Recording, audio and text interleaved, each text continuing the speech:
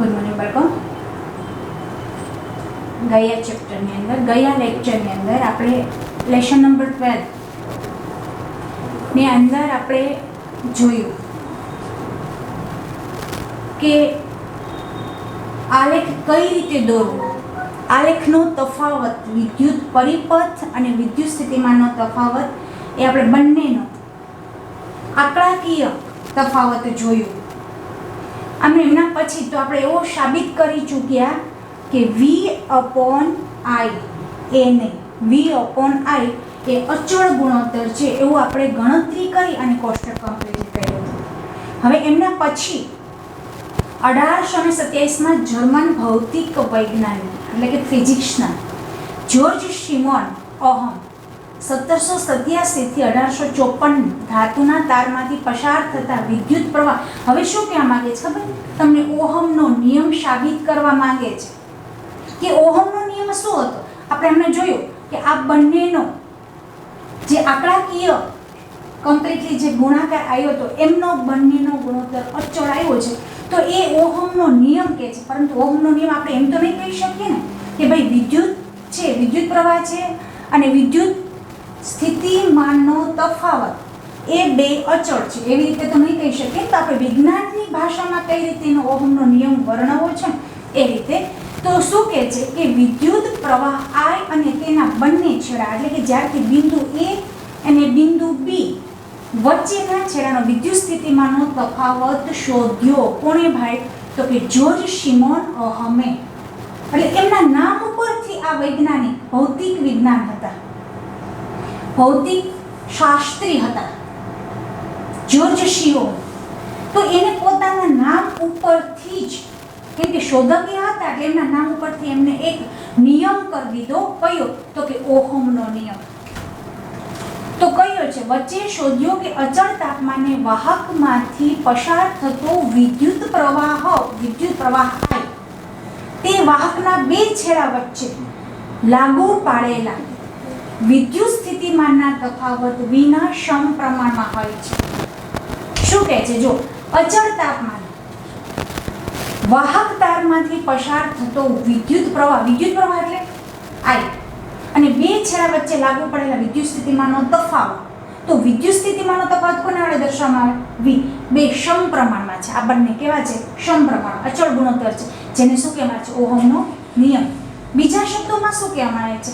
V ચલે. જો આવી રીતે આ જે નિશાની આપી છે ને તમે, એને ચલન કહેવામાં આવે છે. શું કહેવામાં આવે છે? મેં ચલન. જો તો કદાચ તમને બરોબર ન હોય તો આ નિશાની ચલન કહેવાય છે. ચલે છે I એટલે વિદ્યુત સ્થિતિમાનનો તફાવત ના સમપ્રમાણમાં કોણ છે ભાઈ? વિદ્યુત પ્રવાહ. આ ઓહમનો નિયમ કહે છે. પછી ઉલટું સુલટું પણ તમે કરી શકો. I ચલે છે V એના સમપ્રમાણમાં છે, અથવા V/I અચળ છે. તો આ જે છે એ અવરોધ કહેવાય છે. આ શું છે? અવરોધ. તો V બરાબર IR. આ તમારો શું કહે છે? ઓહમનો નિયમ કહેવાય છે. હવે સમીકરણ તમને અહીંયા પણ જો ઓહમનો નિયમ બતાવ્યો છે શોર્ટકટમાં કે નિક્રોમ તાર માટે VI એટલે કે V વિરુદ્ધ, V એટલે વિદ્યુત સ્થિતિમાનનો તફાવતની વિરુદ્ધ વિદ્યુત પ્રવાહ આલેખ છે. આલેખ જે બતાવે છે એ કયો આલેખ છે? તો કે V એટલે કે વિદ્યુત સ્થિતિમાનનો તફાવત વિરુદ્ધ વિદ્યુત સ્થિતિમાન એટલે કે વિદ્યુત પ્રવાહ નો આલેખ છે. શું બતાવે છે? વિદ્યુત સ્થિતિમાન ઓહમ શું બતાવે છે? સુરેખ આલેખ દર્શાવે છે કે જેમ વિદ્યુત પ્રવાહ વધે ને, વિદ્યુત પ્રવાહ જેમ જેમ આમ વધતો જશે ને એમ તારના છેડા વચ્ચે વિદ્યુત સ્થિતિમાનનો તફાવત રેખીય રીતે આગળ વધતો જાય છે, જેને શું કહેવામાં આવે છે? ઓહમનો નિયમ. આ યાદ રહેતો આપણા અને આ શેલો છે બંને. હવે સમીકરણ તમને કેટલું કે 12.5માં R શું છે? અવરોધ. એ આપેલ તાપમાને આપેલ ધાતુના તાર માટે અચળાંક છે. આ છે અચળાંક છે, એની કોઈ કિંમત ન હોય. આપણે કેમ ગણિતમાં કે ધારો કે K, તો K શું છે ભાઈ? તો કે અચળાંક છે. તો આની અંદર આ જે છે એ અવરોધક છે, એ અચળાંક છે અને તેનો અવરોધ કહે છે. અને આને શું કહેવાય છે? જે અચળાંક છે, અચળાંકનું મૂલ્ય આપે છે તેને શું કહેવાય? અવરોધ. તો અવરોધની સંખ્યા શું થશે? આ તે વાહકનો તેમાંથી પસાર થતા વિદ્યુત ભારનો વિરોધ કરવાનો ગુણધર્મ કરે છે, એટલે કે જે નળીમાંથી અથવા તો જે પદાર્થમાંથી જે ઘટકમાંથી વિદ્યુત વહન થાય છે ને એને રોકી રાખવાનો અવરોધે છે એ કોણ? આ તેનો એસઆઈ એકમ ઓહમ છે. કોનો એસઆઈ એકમ? વિદ્યુત ભાર ગુણધર્મ એટલે કે જે અવરોધ છે એનો ઓહમ એકમ એસઆઈ એકમ છે. અને તેને ગ્રીક અક્ષર ઓમેગા, કદાચ તમારી પાસે આવ્યું હોય તો બી ભલે અને ન આવ્યું હોય તો બી કંઈ વાંધો નહીં, ઓમેગા કહેવામાં આવે છે. અને શું કહેવામાં આવે છે ભાઈ? ઓમેગા. ઓમેગા વડે દર્શાવવામાં આવે છે. એ ગ્રીક અક્ષર છે. કેવી નિશાની છે? જો ઓમેગા. એટલે હવે તમારે જ્યારે પણ ઓહમના નિયમ અથવા તો ઓહમનું સૂત્ર આવશે ને ત્યારે ઓમેગા આવશે, અવરોધ આવશે તો ઓમેગા આવશે. તો તેને ગ્રીક અક્ષર ઓમેગા વડે દર્શાવાય છે ઓહમના નિયમ અનુસાર. આર બરાબર અવરોધ બરાબર વી અપોન આઈ. તો વી એટલે વિદ્યુત સ્થિતિમાનનો તફાવત, આ એટલે વિદ્યુત પ્રવાહ, આર એટલે અવરોધ. અવરોધ બરાબર વિદ્યુત સ્થિતિમાનનો તફાવતનો ગુણોત્તર શું થશે ભાઈ? ગુણોત્તર વિદ્યુત સ્થિતિમાન. જો વાહકના બે છેડા વચ્ચે વિદ્યુત સ્થિતિમાનનો તફાવત 1 V હોય એટલે 1 વોલ્ટ હોય અને તેમાંથી પસાર થતો વિદ્યુત પ્રવાહ 1 એમ્પિયર હોય, 1 એમ્પિયર હોય તો વાહકનો અવરોધ 1 ઓમેગા 1 ઓહમ છે. એટલે કે આ તો આપણને વ્યાખ્યાયિત બતાવ્યું છે, પરંતુ તેને સંજ્ઞાત્મક કઈ રીતે લખાય કે જો વાહકના બે છેડા વચ્ચે વિદ્યુત સ્થિતિમાનનો તફાવત 1 વોલ્ટ હોય અને તેમાંથી જો પસાર થતો વિદ્યુત પ્રવાહ 1 એમ્પિયર હોય તો વાહકનો અવરોધ પણ કેવો કહેવાય છે? 1 ઓમેગા. અવરોધ પણ કહેવાય કે 1 ઓમેગા. એટલે કે 1 ઓહમ બરાબર 1 વોલ્ટ અપોન 1 એમ્પિયર. કેવી રીતે લખી શકાય ભાઈ? તો કે I બરાબર V અપોન R. સમીકરણ 12.5 નીચે મુજબ સંબંધ મળે છે. કયો? કે વિદ્યુત પ્રવાહ બરાબર શું થશે? સ્થિતિમાનનો તફાવત અને અવરોધ. આ બધા સૂત્ર યાદ રાખવાના. જો ઉલટા સુલટા આ શોધવું હોય તેના બાજુ કાઢી લેવાનું. હા, આ શોધવું હોય તેના બાજુ કાઢી લેવાનું, પછી તમે એનો ગુણોત્તર કરી શકો છો. કોઈ બી દાખલા તરીકે વિદ્યુત સ્થિતિમાનનો તફાવત શોધો તેને ખેંચી લેવાનો, બંનેનો ગુણોત્તર થઈ જશે. સમીકરણ 12.7 પરથી સ્પષ્ટ થાય છે કે અવરોધમાંથી પસાર થતો વિદ્યુત પ્રવાહ તે અવરોધના મૂલ્યના વ્યસ્ત પ્રમાણમાં છે. જો વ્યસ્ત એટલે ઉપરનું છે, અંશ અને છેદમાં વ્યસ્ત પ્રમાણમાં છે. જો અવરોધનું મૂલ્ય બમણું કરવામાં આવે તો, જો અવરોધ જેમાંથી વિદ્યુત પ્રવાહ પસાર થાય ને કદાચ બમણું કરવામાં આવે તો શું થાય ભાઈ? તો એનો પ્રવાહ અડધો થઈ જાય. હવે તમને હું એમ કહું કે નાનકડો પાઇપ છે એમાંથી વિદ્યુત પ્રવાહ પસાર કરો, પરંતુ એની સાથે ડબલ પાઇપ જોડો તો શું કહે છે? બમણું કરવામાં આવે તો, બમણું એટલે 2 ગણું. જો 2 ગણું કરવામાં આવે તો જેમાંથી તમે વિદ્યુત પ્રવાહ પસાર થતો હોય એના કરતાં કેવો થઈ જાય? અડધો. એ ખાસ યાદ રાખજો કે વિદ્યુત પ્રવાહ કેવો થઈ જાય છે? અડધો થઈ જાય છે. તમે એક ભાઈ હોય તો તમને મમ્મી પપ્પા બધી વસ્તુ લાવતા હોય તો તમારે એક માટે જ સીમિત રહે, પરંતુ જો આપણાથી નાની બેન હોય અથવા તો નાનો ભાઈ હોય તો જે મમ્મી પપ્પા વસ્તુ લાવ્યા હોય તેમાંથી કેટલી ભાગ પડે? અડધો. તો આપણામાંથી કેટલો આવે? અડધો. એ જ રીતે કે જો અવરોધનું મૂલ્ય બમણું કરવામાં આવે ને તો કેવું થઈ જાય? વિદ્યુત પ્રવાહ કેટલો થઈ જાય? અડધો થઈ જાય. કેટલાક પ્રાયોગિક કિસ્સામાં વિદ્યુત પરિપથના વિદ્યુતમાં વધારો કે ઘટાડો પણ કરવો પડે છે. સીધો વિદ્યુત પરિપથ છે એની અંદર વહન થતું હોય તો ક્યારેક વધારો કરવો પડે અને ક્યારેક ઘટાડો પણ કરવો પડે છે. જે ઘટકની મદદથી વોલ્ટેજનું પ્રાપ્તિસ્થાન બદલ્યા વગર જ જો વિદ્યુત પ્રવાહનું સતત નિયમન કરે ને એને ચલ અવરોધ કહેવાય. સતત ક્યારેક જોજો લાઇટ છે, લાઇટની જ વાત કરું આપણે, કે સમજી લો કે લેમ્પ છે એ સતત એમનું વહન થતું હોય ને વિદ્યુતનું તો એને ચલ અવરોધ. પણ ક્યારેક વધઘટ ક્યારેક આપણે કહીએ કે લો લાઇટ ડીમ થઈ ગઈ લાગે છે તો ચલ અવરોધ સતત નિયમન કરતું હોય ને વિદ્યુત પ્રવાહનું તો તું શું કહે? ચલ અવરોધ કહેવામાં આવે છે. વિદ્યુત પરિપથમાં પરિપથનો અવરોધ બદલવા માટે ઉપયોગમાં લેવાતા સાધને, હવે આપણે વિદ્યુત પરિપથમાં જે એનો અવરોધ છે એને બદલવો છે કે અહીંયા અવરોધ આવી જાય છે ભાઈ, આપણે એનો વિદ્યુત પ્રવાહની દિશા જ બદલાવી નાખીએ. તો જો એની દિશા બદલાવી હોય, એનો રસ્તો બદલાવવો હોય, ઉપયોગમાં લેવાતા સાધને શું કહેવાય? રિહોસ્ટેટ નહીં, રિહો એ જ આવે છે. જો રિહોસ્ટેટ કહેવામાં આવે છે. રિઓ નહીં આવતું, એટલે રિહોસ્ટેટ કહેવામાં આવે છે કે જે વિદ્યુત, તમને કદાચ પ્રશ્ન પણ પૂછાય કે વિદ્યુત પરિપથને અવરોધવા માટેનું સાધનને શું કહેવામાં આવે છે, કયું સાધન વાપરવામાં આવે છે? તો રિહોસ્ટેટ વાપરવામાં આવે છે, જેથી અવરોધની દિશા બદલાવી શકાય છે. અવરોધ દિશા બદલવા કે પરિપથનો અવરોધ બદલવા માટે આ વસ્તુ હોય ને પછી તમારે સાઈડમાં લેવો હોય અથવા તો એને બદલવું હોય તો એવા લેવાતા સાધનને શું કહેવાય? રિહોસ્ટેટ કહેવાય છે. હવે આપણે નીચેની પ્રવૃત્તિ દ્વારા વાહકના અવરોધનો અભ્યાસ કરીશું. હવે આપણે જોવું કે કઈ રીતે અવરોધ છે, કે અવરોધ કઈ રીતે આવે છે. જો શું કરીશું આપણે કે એક નિક્રોમનો તાર, શું કહે છે? નિક્રોમનો તાર. આપણે જોયું તો નિક્રોમનો તાર કઈ રીતે બનાવવામાં આવે છે, તો કે એક નિક્રોમનો તાર, એક ટોર્ચ બલ્બ લો.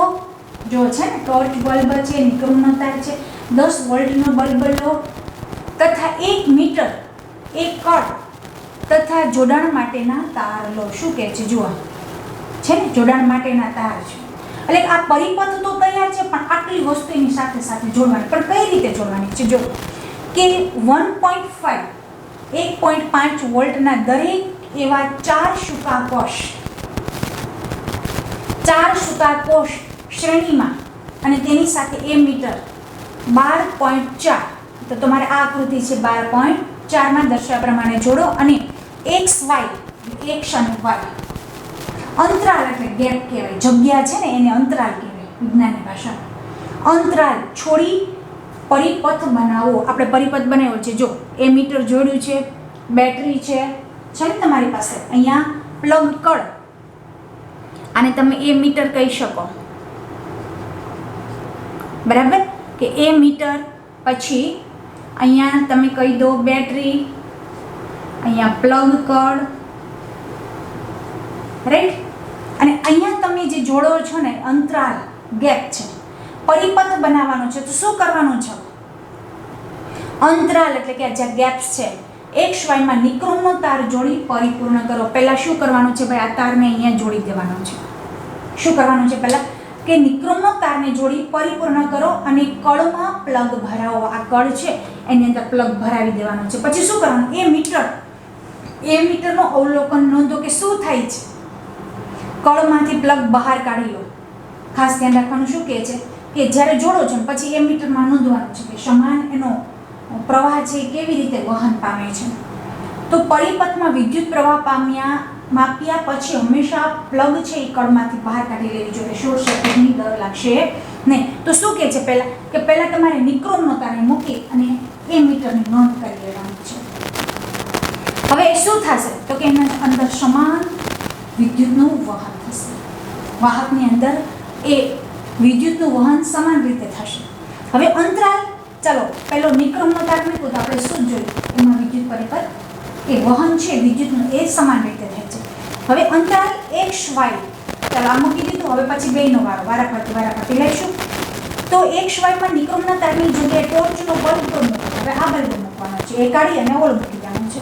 અને તેમાંથી વહેતો વિદ્યુત પ્રવાહ એ મીટરની નોંધો. હવે એ નોંધવાનો છે એની અંદરથી પણ વિદ્યુત પ્રવાહ કેવો વહન પામે છે. શું કહે છે? XY માં 10 વોલ્ટનો બલ્બ જોડી ઉપરના પદોનું પુનરાવર્તન કરો. કે આમાં જોડી પહેલા આ જોડો તો કે હા સમાન થશે, પછી આ જોડો તો કે શું થાય છે? તો કે એમને પણ આનો વિદ્યુત પરિપથ છે એ મીટરમાંથી જઈ અને એનો સમાન વિદ્યુત પરિપથ નીકળશે. શું XY અંતરાલ જોડેલા જુદા જુદા ઘટકો, ખાસ જુદા જુદા ઘટકો માટે એ મીટરનો અવલોકન ભિન્ન મળે છે? શું કહે છે? જો નિક્રોમનો તાર છે ને એને જોડશું ને ત્યારે એ પરિપથની અંદર વિદ્યુતનું વહન થતું સમાન છે. પરંતુ જ્યારે ટોર્ચ બલ્બ જ્યારે કરશું ત્યારે એનો વિદ્યુત પરિપથ છે એ જુદો છે. અને એના પછી આપણે 10 વોલ્ટનો બલ્બ છે એ XY અંતરાલની અંદર જોડી અને એ મીટરનું અવલોકન કરશું તો એનો પણ જુદો જ આવશે. તો કેવા શું માંગે છે? જો અહીંયા મેં તમને કીધું કે XY અંતરાલમાં 10 વોલ્ટનો બલ્બ જોડી ઉપરના પદોનું પાછું પુનરાવર્તન, પાછું તમારે એ મીટરમાં આપવાનું છે. કહેવાનો અર્થ સામાન્ય કે XY ગેપ છે ને એમની અંદર અંતરાલ છે એની અંદર પહેલાં તમે નિક્રોમનો તાર મૂકો, પછી ટોર્ચ બલ્બ મૂકો અને 10 વોલ્ટનો બલ્બ મૂકી એ મીટરનું વાંચન કરો. શું થાય? બધા જ ઘટકોનું વાંચન જુદું જુદું આવશે. એક સરખું આવશે નહીં. તો શું કહે છે, શું XY અંતરાલમાં જોડેલા જુદા જુદા ઘટકો માટે એમીટરનું અવલોકન જુદું છે? હા, ભિન્ન છે. ઉપરનું અવલોકન શું દર્શાવે છે? તમે અંતરાલમાં કોઈ પણ દ્રવ્ય ઘટક જોડી પ્રવૃત્તિ, પાછું આના સિવાય પણ તમે જોડી શકો છો. અવરોધ R1 R2 જોડી શકો છો અને પુનરાવર્તન કરી શકો. દરેક કિસ્સામાં એમીટરનું અવલોકન નોંધો, અવલોકનનું વિશ્લેષણ કરો. કેમ કે કોઈ પણ ઘટક છે એમને અહીંયા જોડવામાં આવશે ને તો હરેકનું અવલોકન એ મીટરનું વાંચન છે ને એ અલગ અલગ નીકળશે. કેમ કે એક સરખો વિદ્યુત પરિપથ વિદ્યુત પ્રવાહ વહન પામતો નથી. અમુક ઘટકમાં સમાન હોય છે, જ્યારે અમુક ઘટકમાં કેવો હોય છે? જુદો જુદો હોય છે. બધા જ ઘટકોની અંદર વિદ્યુતનું વહન સરખું થતું નથી. ચાલો આપણે પ્રવૃત્તિ જોઈએ. હવે શું કહેવા માંગે છે જોજો. હા, ચાલો આપણે જોઈએ કે આ પ્રવૃત્તિમાં આપણને જણાય છે કે જુદા જુદા ઘટકોમાં વિદ્યુત પ્રવાહ કેવો મળે છે? જુદો, એક સરખો મળતો નથી. શા માટે જુદો હોય છે? પણ મેં તમને કહ્યું કે શા માટે જુદો હોય છે કે અમુક ઘટકોની અંદર છે ને સરળતાથી વિદ્યુતનું વહન થઈ જતું હોય છે, જ્યારે અમુક ઘટકોની અંદર વિદ્યુતનું વહન છે એ સરળતાથી થતું નથી. એટલા માટે આને જુદા જુદા વિદ્યુતનું એમીટરનું વાંચન થશે. તો શું કહે છે કે જુદા જુદા ઘટકોનું જુદું જુદું પ્રવાહ હોય છે. શા માટે? પણ મેં કહ્યું કેટલાક ઘટકો વિદ્યુત પ્રવાહને સરળ માર્ગે પહોંચે છે, કેટલાક વહન છે અવરોધ. ક્યારેક એવું હોય કે અમુક વધારે વોલ્ટનું હોય તો ઝડપથી વહન પામતો, અમુક ઓછા હોય તો ધીમે ધીમે પામતો હોય, અવરોધ થતો હોય. તો આપણે જાણીએ છીએ કે વિદ્યુત પરિપથમાં ઇલેક્ટ્રોનની ગતિ, હમણાં મેં કીધું કે ઇલેક્ટ્રોનની ગતિ એટલે કે વિદ્યુતની ગતિ વિદ્યુત પ્રવાહનું નિર્માણ કરે છે. જો તે ઇલેક્ટ્રોન વાહકમાં ગતિ કરવા માટે પરિપૂર્ણ સ્વતંત્ર હોતા નથી. ઇલેક્ટ્રોન છે એ સ્વતંત્ર પોતાની રીતે ગતિ કરી શકતા નથી. કેમ કે તમે સ્વિચ પ્લગ કરશો, સ્વિચ ઓન કરશો તો જ એ પોતાની રીતે ગતિ કરી શકશે. જે પરમાણુઓ વચ્ચે જે ગતિ કરે છે ને તેનું આકર્ષણ દ્વારા તેમની ગતિ નિયંત્રિત થાય છે. આમ વાહકમાં ઇલેક્ટ્રોનની ગતિ તેના અવરોધ દ્વારા મંદ પડી જાય છે. જો એક પાઇપ હોય, દાખલા તરીકે આ પાઇપ છે એની અંદર તમે વિદ્યુતનું વહન કરો ને તો સતત વહન થતું, પરંતુ જો અવરોધ આવી જશે તો અવરોધ આવી જાય એટલે એની જે ગતિ છે એ શું થઈ જાય? મંદ, એટલે ધીમી પડી જશે. શું થઈ જશે? ધીમે ધીરે ધીરે ચાલશે. અવરોધ આવી ગયો ને, ઘણી વખત આપણે નળની અંદર પાણી આવી જાય તો કેવું સરસ ફોર્સથી પાણી આવતું હોય, પરંતુ જો કચરો આવી જાય તો પાણી ધીમું પડી જાય. એ જ રીતે વિદ્યુત પ્રવાહનું વહન થતું હોય છે. તો અવરોધ આવે ને ત્યારે મંદ પડી જાય, ધીમું પડી જાય છે. લાઈટ સરસ આપણે પ્રકાશિત થતી હોય, વચ્ચે કચરો ચડી ગયો હોય તો કચરો આવી જાય, કચરો માથે ચડી જાય લાઈટની અંદર તો આપણે ઝાંખું દેખાય ને, એ રીતે અવરોધ મંદ પડી જાય છે. આપેલ પરિમાણ વાહકોમાં જેનો અવરોધ ઓછો હોય ને, અવરોધ એટલે કે જેની ઓછું અટક થતી હોય ને, વિદ્યુતનું વહન થાય ત્યારે ઓછું અટકે તો સારામાં સારો વાહક કહેવાય છે. જો વાહક ગણપાત્ર અવરોધ લાગતો હોય ને તો એને અવરોધક, જે વિદ્યુતનું વહન કરતા જે પદાર્થો રોકે છે ને એને અવરોધક કહેવામાં આવે છે. સમાન પરિમાણ ધરાવતા વાહકોમાંથી જેનો અવરોધ વધારે હોય ને એને મંદ વાહક, ધીમું પડી જતું હોય, વધારે વિદ્યુતનું વહન રોકાતું હોય ને તો મંદ વાહક કહેવામાં આવે છે. સારો વાહક અને મંદ વાહક બંને મેં કહ્યું. આ જ પરિમાણ ધરાવતો અવાહક જેનાથી વધુ પણ અવરોધ લાગે છે, એટલે કે આનાથી પણ તો સાવ બંધ થાય છે, અવરોધ લગાડે છે. હવે સુવાહક અને અવાહક આ બંને આવશે. અવાહક આપણે જોઈ ગયા. હવે શું આવ્યું? સુવાહક. તો કે સુવાહકનો અવરોધ જેના પર આધાર રાખે છે ને તે પરિબળો, તો એમના પણ આપણે સમજવા પહેલાં પ્રવૃત્તિ કરવી પડશે. કેમ કે હર વખતે કોઈ પણ પોઈન્ટ સમજ્યા પહેલાં આપણે પ્રાયોગિક સમજીએ ને તો જ આપણે વસ્તુ સમજીએ. તો એક કોષ, એક એમીટર, લંબાઈનો એક નિક્રોમનો તાર. બહુ સરસ કીધું છે. જો એક કોષ આપ્યો છે અને એ મીટર, તો તમારી પાસે એમીટર જોડેલો છે પરિપથમાં, તો કે હા એલ લંબાઈ, આ એલ લંબાઈનો એક નિક્રોમનો તાર છે. પહેલો કયો તાર બતાવશે? તો કે નિક્રોમનો તાર છે. જો આ છે એ નિક્રોમનો તાર છે, બરાબર. આ જે પહેલો તાર હોય એ નિક્રોમનો તાર છે. કયો છે?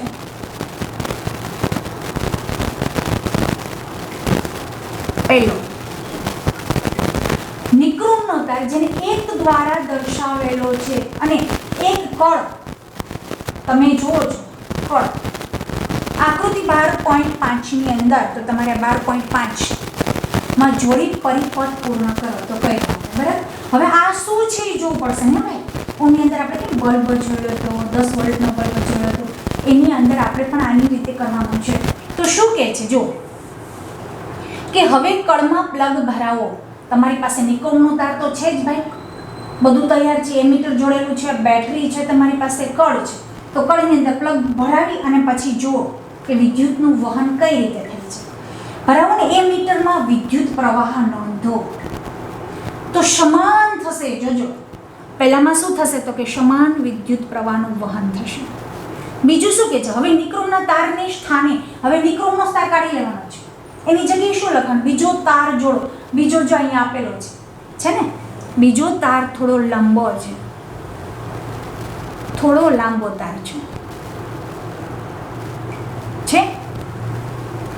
તો તાર જોડો જેની જાડાઈ સમાન છે, એટલે કે આના જેટલો જ જાડો છે, પરંતુ જાડાઈ સમાન છે પરંતુ લંબાઈ 2 ગણી છે, તો આનાથી વધારે લાંબો છે. એટલે આ પણ નિક્રોમનો જ તાર છે, પણ એ કયો છે, સેકન્ડ ઉપર છે. તો શું થશે, એટલે કે 2L, એની લંબાઈ કેટલી છે ભાઈ, 2L છે. આની ખાલી L હતું અને આની કેટલી થશે, 2L છે. તો તેને આકૃતિ 12.2 માં દર્શાવેલ છે. હવે એ મીટરનું પાછું અવલોકન કરો તો કે આમાં તો સમાન વિદ્યુતનું વહન થતું હતું, પરંતુ આની અંદર કેવું થઈ જશે. જો મેં તમને હમણાં જ કહ્યું કે એક બાળક હોય તો એને સરસ ભાગ મળતો, પરંતુ 2 બાળક હોય તો ઓછો મળે. તો આની લંબાઈ વધારે છે આના કરતાં, તો આમાં ઓછો થશે કે નહીં, તો આમાં કેવો થઈ જશે ભાઈ, તો કે અડધો થઈ જશે. કેવો થઈ જશે, અડધો વિદ્યુત વહન આમાં અડધું થઈ જશે. એટલે મીટરનું અવલોકન થયું, તમને ખ્યાલ છે કે એક નળી આટલી જ હોય તો એમાં સરસ વિદ્યુતનું વહન થશે, પરંતુ એનાથી લાંબી આવે તો અડધું થાય ને ભાઈ. તો હવે અડધું થશે. હવે એના સ્થાને એ લંબાઈનો પણ જાડો નિક્રોમનો તાર. હવે પછી આ જો તમને સરસ આકૃતિ બતાવી છે, જાડો જ એટલી જ લંબાઈ, પરંતુ શું કરવાનું છે, જાડો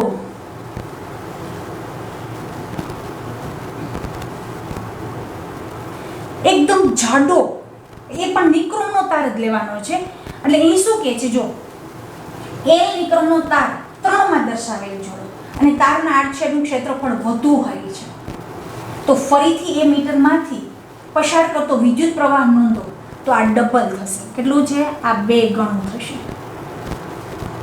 આમાં વધારે વિદ્યુતનું વહન થશે. જાડો છે, જાડાઈ લંબાઈ તો એટલી જ છે ભાઈ, જો છે, પરંતુ આમ પહોળો છે. તમે એ નાનકડી એવી નળી લઈને પાણી છાંટતા હોય તો એમાંથી પાણીનો ઓછો પ્રવાહ હોય, પણ મોટી નળી લઈને પાણી છાંટો તેમાંથી પાણીનો એકદમ સરસ ફોર્સ નીકળે. એવી જ રીતે નાની જાડાઈ હોય તો એની અંદરથી વિદ્યુતનો પ્રવાહ એટલો, પણ એનાથી ડબલ જાડાઈ છે તો વિદ્યુત પ્રવાહનું વહન કેટલું થશે, ડબલ થઈ જશે.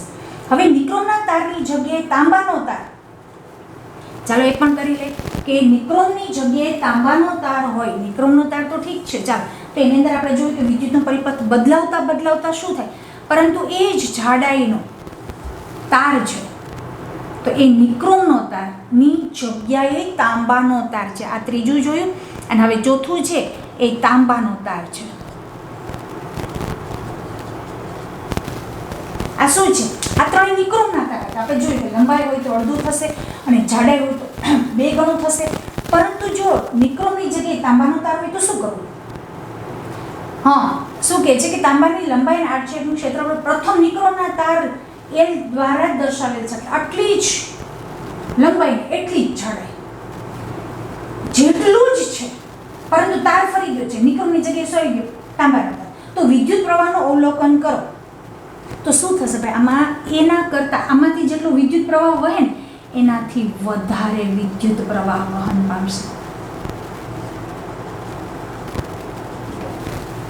વધારે, 1 કરતાં વધારે, એટલે અહીં લખો તમે 1 કરતાં વધારે. શું થશે, 1 કરતાં વધારે. આ તો નિક્રોમનો તાર છે, એમાંથી એવી રીતે પસાર થશે, પરંતુ આ લોખંડનો છે કે ફટાફટ વિદ્યુતનો પ્રવાહ વહન થશે. એટલે તમને 4 અવલોકન બતાવ્યા છે. તો હવે દરેક કિસ્સામાં વિદ્યુતનો પ્રવાહનો ધ્યાનથી જુઓ છે ને કે પહેલી લંબાઈનો સમાન એટલો જે છે એટલે નિક્રોમનો તાર છે એટલે સમાન જ એનું એમીટરનું અવલોકન થશે. પછી એનાથી ડબલ લાંબી નળી રાખો તો એનું અંદર અડધું થઈ જશે. પછી શું કહે છે કે એના કરતાં ડબલ ગણું કરો તો જાડાઈ તો એટલી જ છે, પરંતુ એ આટલું સરખું જ છે બરાબર, પરંતુ એનું જાડું એકદમ ઊંચું વધારે રાખો તો 2 ગણો વિદ્યુતનો પ્રવાહનું વહન થશે. પરંતુ હવે નિક્રોમના તારની જગ્યાએ તમે શેનો તાર કરશો તો કે તાંબાનો તાર લેશો તો એમાં વધારે વિદ્યુતનું વહન થશે, એ કરતાં વધારે થશે. તો શું કહેવા માંગે છે? શું વિદ્યુત પ્રવાહ વાહકની લંબાઈ પર આધાર રાખે છે? હા, સાચું, લંબાઈ પર આધાર રાખતો હોય, કેમ કે લાંબો હતું તો અડધું થઈ ગયું. શું વિદ્યુત પ્રવાહના આડછેદ પર આધાર રાખે? હા, એનું ક્ષેત્રફળ વધારે હતું તો વિદ્યુત પ્રવાહનું વહન પણ વધારે થતું હતું. હવે એવું જોવા મળે છે કે તારની લંબાઈ જો હવે આનો બધાનો આન્સર આપ્યો છે કે એવું જોવા મળે તારની લંબાઈ બમણી કરતાં એમીટરનું અવલોકન કેવું થઈ જશે? અડધું થઈ જશે. આપણે જોયું કે એટલું હતું પણ એનાથી ડબલ કર્યું તો અડધું થઈ ગયું. પરિપથમાં સમાન લંબાઈનો જાડો જે દ્રવ્યનો બનેલો તાર વાપરતા વિદ્યુત પ્રવાહનું મૂલ્ય મેં કહ્યું ડબલ મૂલ્ય વધશે. સમાન લંબાઈ તથા આડછેદનો ધરાવતા એમીટરનું અવલોકન પણ બદલાય છે. ઓહમના નિયમ સમીકરણ 12.5 અને 12.7 આપણે જોયું. લાગુ પડતા માલુમ પડે છે કે વાહકનો તાર અવરોધ એની લંબાઈ. હવે છેલ્લો પ્રશ્ન, આ બંનેનો જવાબ અહીં સુધી આપણે જોયું. હવે આ બંનેનો જવાબ શું કહે છે? એનો આધાર રાખે છે તો કે હા, વાહકનો તાર છે એ કોના ઉપર આધાર રાખે છે? તો વાહકના તારનો અવરોધ, તેની લંબાઈ, તેના આડછેદનું ક્ષેત્રફળ, તેના દ્રવ્યની જાત પર આધાર રાખે. જેવું એનું માપન હશે ને એના પર આધાર રાખે એવો એનો વિદ્યુત પ્રવાહનું વહન થશે. ચોકસાઈપૂર્વકના માપન દર્શાવે છે કે એક સરખા વાહકનો અવરોધ તેની લંબાઈ એલના સમપ્રમાણ અને આડછેદના ક્ષેત્રફળ એના વ્યસ્ત પ્રમાણમાં હોય છે. એટલે કે વ્યસ્ત એટલે આપણે હમણાં જ કહ્યું ઉપર નીચે અંશ અને છેદમાં. તો અવરોધ ચલે છે એલ લંબાઈ, તો શું લખવાનું? તો કે અવરોધ આર ચલે છે 1 એમ્પિયર. એટલે કે તમારે સમીકરણ 8 અને 9 બંનેને ભેગા કરતા, સંયોજિત કરતા આર ચલે છે 1/a, અથવા તો તમારે આ લખવાનું.